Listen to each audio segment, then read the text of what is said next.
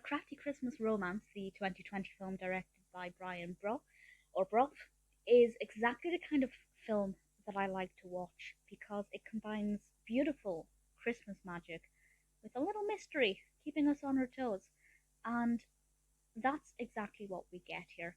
This stars Nicola Posener as our protagonist Mandy, and also Brad Johnson as Jonah. Mandy owns a secondhand bookstore. She gets some donations, and inside one of the books there is a letter that was previously written to Santa from about 70 years ago.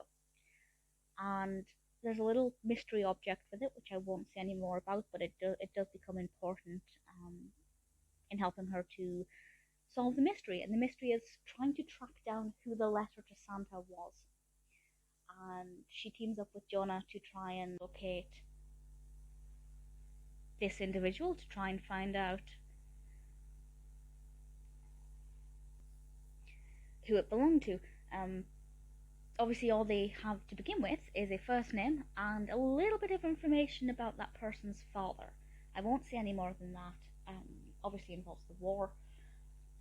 And Mandy has to make it her Christmas mission to try and return the letter, of course, to the writer and the book that it came with. And to be honest, in the age of the internet, it seems like it took them way longer than it should have done, given the information that they were able to find out throughout the progression of the film.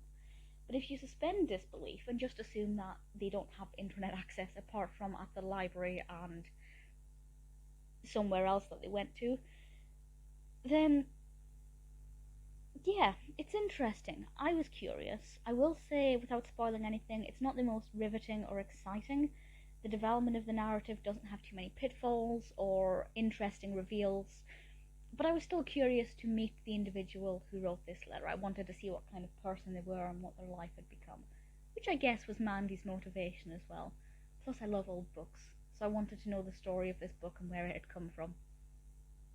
I did thoroughly enjoy it. It was really good, if not the most realistic.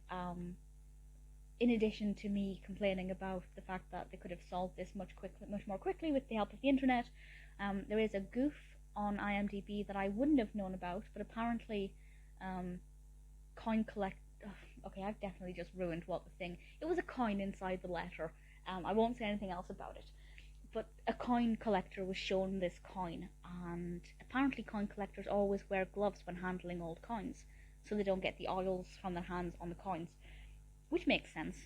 But one of the characters, the coin collector character, did not wear gloves. So it seems like there is a bit of a lack of research that's gone into the writing of this. There are a lot of things that didn't make any sense. Certain things with the books they checked out of the library, just it wasn't realistic.